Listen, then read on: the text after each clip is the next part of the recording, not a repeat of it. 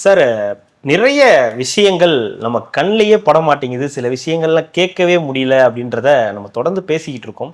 மீடியாலேருந்து பல விஷயங்கள் மறைக்கப்படுது. அதுவும் திமுகவுக்கு எதிரான செய்திகளா இருந்தா, அது வந்து அந்த மீடியாலேயே வராது அப்படின்றதுக்கு உதாரணம், தி டைம்ஸ் ஆஃப் இந்தியா போட்டிருக்கக்கூடிய இந்த நியூஸ்.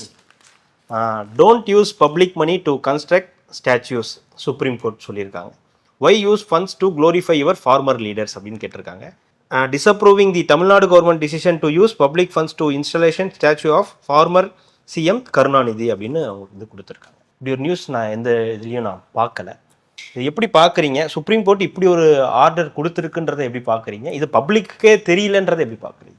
சுப்ரீம் கோர்ட் என்ன சொல்லியிருக்குன்னா, நேற்றைக்கு உச்சநீதிமன்றத்தில் வள்ளியூர், தென் தமிழ்நாட்டில் இருக்கக்கூடிய வள்ளியூர், அது ஐ திங்க் அது வந்து தூத்துக்குடி மாவட்டம் அல்லது திருநெல்வேலி, ரெண்டில் ஏதோ ஒரு மாவட்டத்தில் வரும்னு நினைக்கிறேன். வள்ளியூர் ரொம்ப ஃபேமஸான ஒரு ஊர். அது வள்ளியூரில் வந்து தினசரி காய்கறி சந்தை செயல்படக்கூடிய இடத்துல ஒரு வளைவு, நினைவு வளைவு, ஒரு ஆர்ச் ஒன்று வைக்கிறாங்க. அந்த ஆர்ச் பக்கத்துலேயே வந்து கருணாநிதி சிலையை வந்து வைக்கிறதுக்கு, நிறுவனத்துக்கு மாநில அரசு முடிவு செஞ்சுருக்கு. இதை எதிர்த்து மனுக்கள் வந்து சென்னை உயர்நீதிமன்றத்தில் தாக்கல் செய்யப்பட்டு, இது போக்குவரத்துக்கு பாதிப்பாக இருக்கும். ரெண்டாவது, பொது பணத்தில் அரசாங்க செலவத்தில் எதுக்கு வந்து தலைவர்களுக்கு தொடர்ந்து இப்படி சிலைகளை வச்சுட்டு போகணுன்னு ஒரு பெட்டிஷன் வந்து, ஒரு பெட்டிஷனும் ஒன்றுக்கும் மேற்பட்ட மனுக்கள் வந்து அது சென்னை உயர்நீதிமன்றம் அந்த மனுக்களை ஏற்றுக்கொண்டு, அரசாங்க செலவில் செத்துப்போன தலைவர்களுக்கு செலவு வைக்கிறதெல்லாம் வந்து, உங்கள் தலைவருக்கு செலவு வைக்கிறதெல்லாம் வந்து ஏற்றுக்கொள்ள முடியாதுன்னு அரசாங்கம் வந்து வள்ளியூரில் அந்த ஆர்ச் பக்கத்தில் இருக்கக்கூடிய அந்த சிலை வைப்பதை தடை செய்தது. இதை எதிர்த்து தமிழ்நாடு கவர்மெண்ட் சுப்ரீம் கோர்ட்டுக்கு போகுது. இந்த வழக்கு தான் நேற்று உச்சநீதிமன்றத்தில் வருது. அப்போ நீதிபதிகள் என்ன கேட்குறாங்க?